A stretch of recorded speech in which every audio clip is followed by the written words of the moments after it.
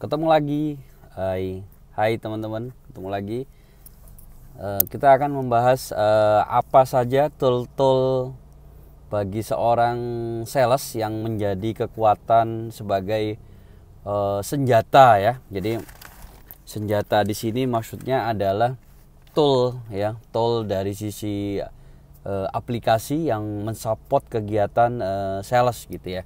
Nah, jadi teman-teman yang berprofesi sales gitu ya, ada beberapa tool yang mungkin teman-teman juga sudah berpengalaman ya, dan ada mungkin yang belum berpengalaman. Saya mungkin akan sharing yang belum berpengalaman, dan yang sudah ada yang berpengalaman memakai tool ini.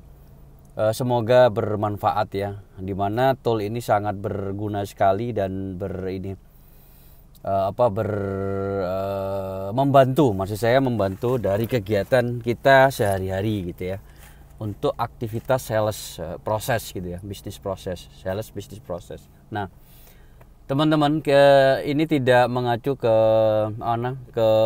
beberapa seperti buku gitu ya, tapi ini mengacu pada experience saya, dimana tool ini yang saya gunakan adalah Salesforce gitu ya. Jadi tool ini, Salesforce itu adalah software teman-teman, software untuk CRM ya, Customer Relationship Management gitu.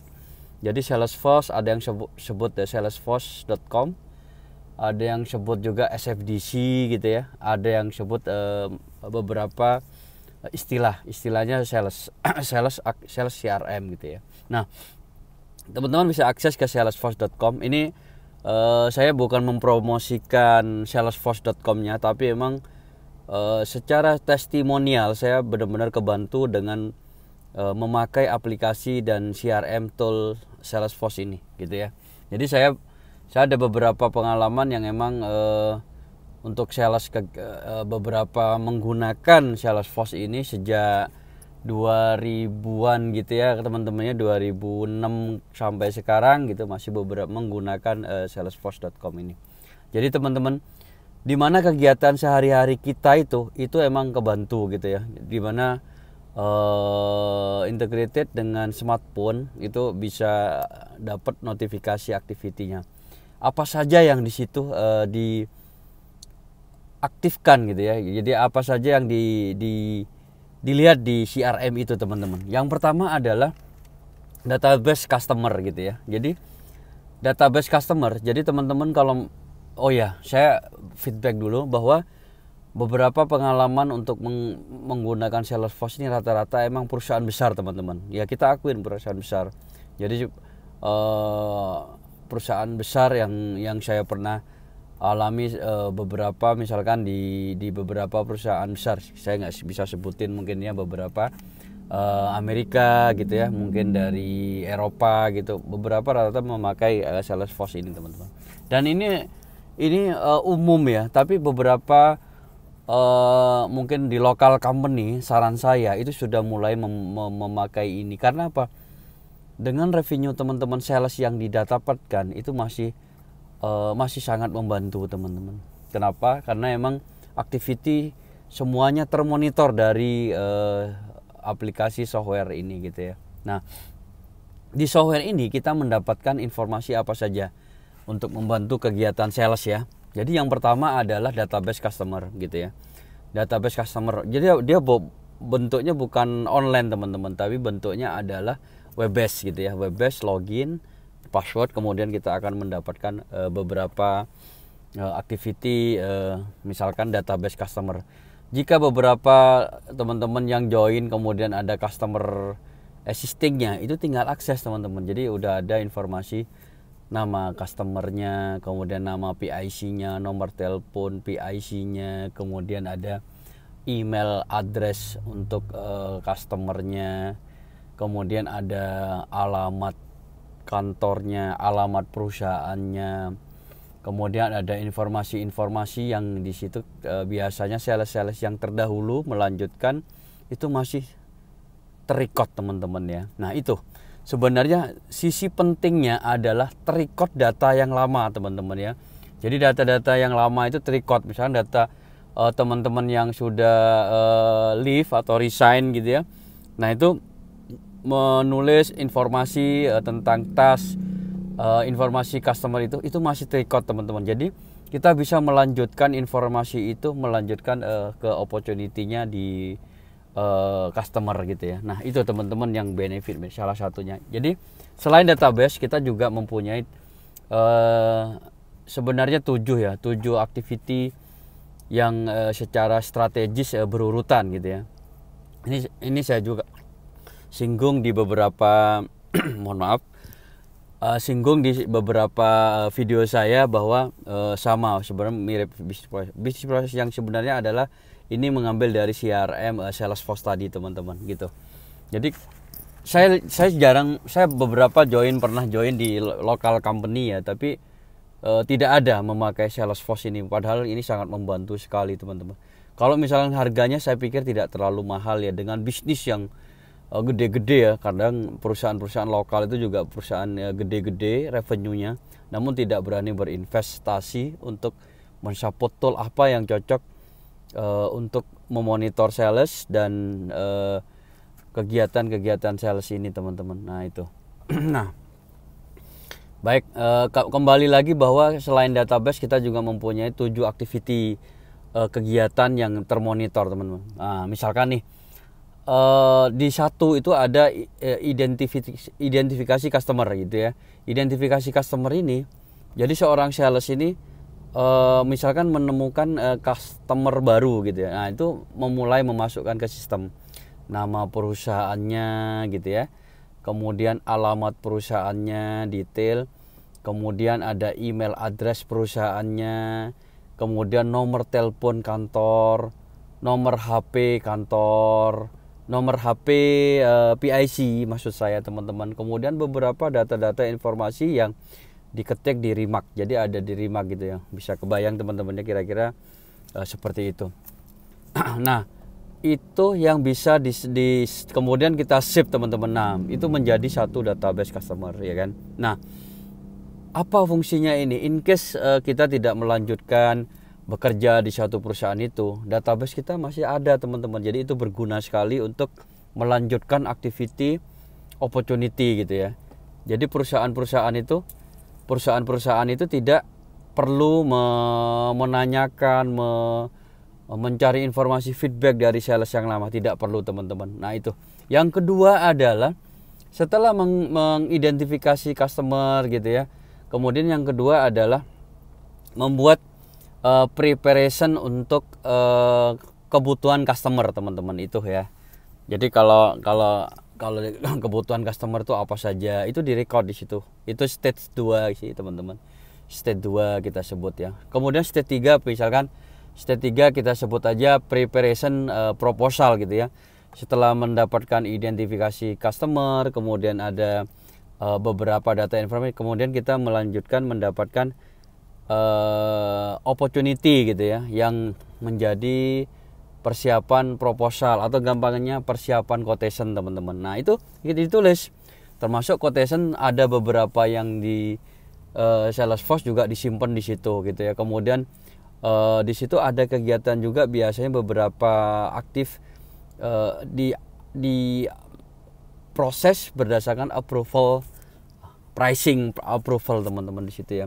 Nah biasanya untuk keempat kelima proses itu adalah di submit ya, submitted proposal gitu ya. Jadi ada kita setelah membuat proposal kan dikirim teman-temannya ke customer. Nah itu menjadi state dan kita udah terkirim gitu ya. Nah bos tidak perlu telepon kadang ya teman-teman ya, atasan kita tidak perlu menelpon kita sudah nyampe mana gitu ya. Nah kita udah tahu.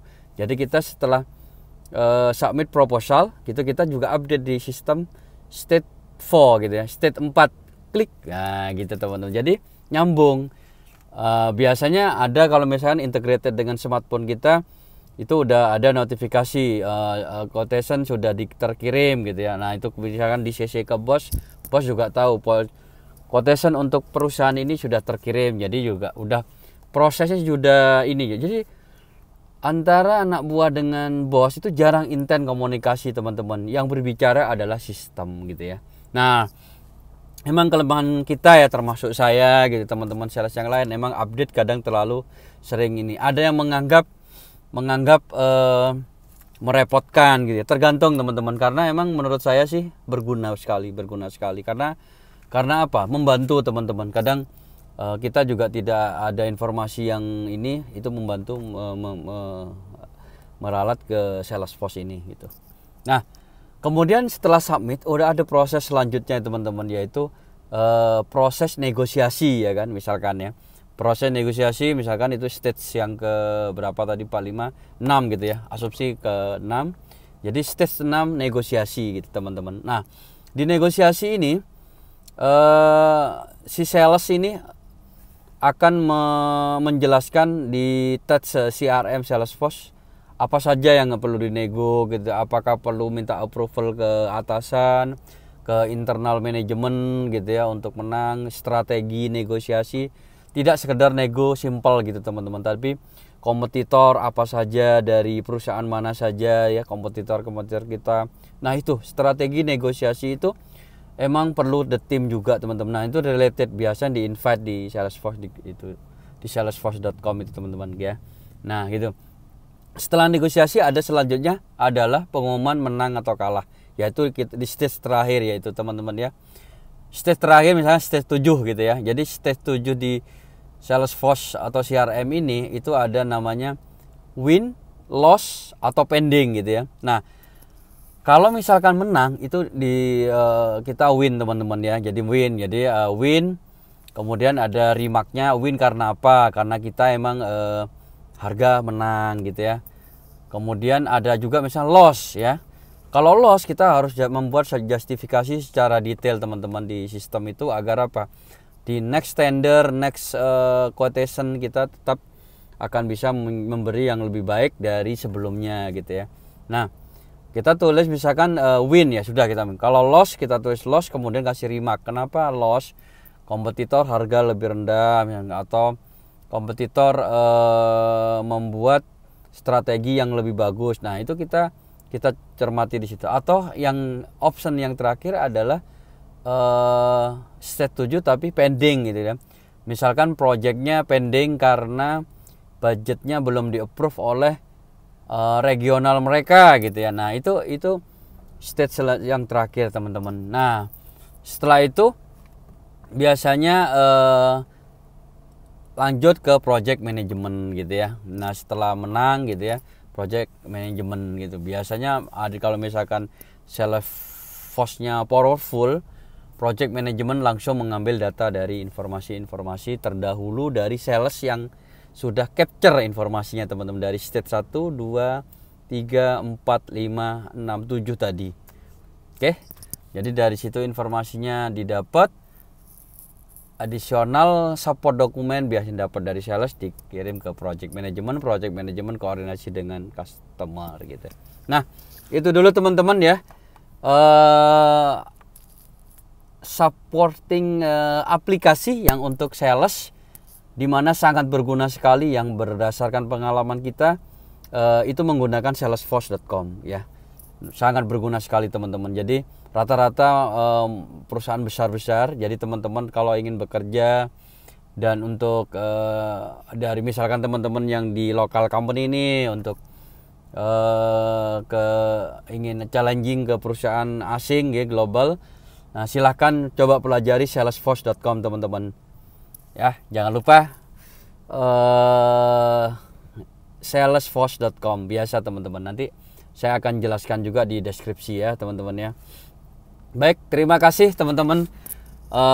Saya akhiri dulu untuk video ini, dan jangan lupa di subscribe teman-teman dan sharing ke teman-teman yang di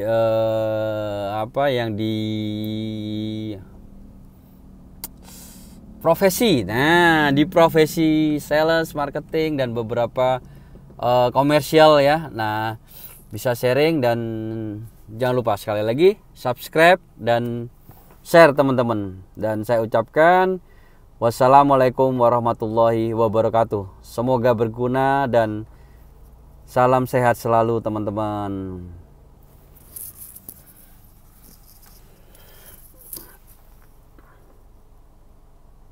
Terima kasih.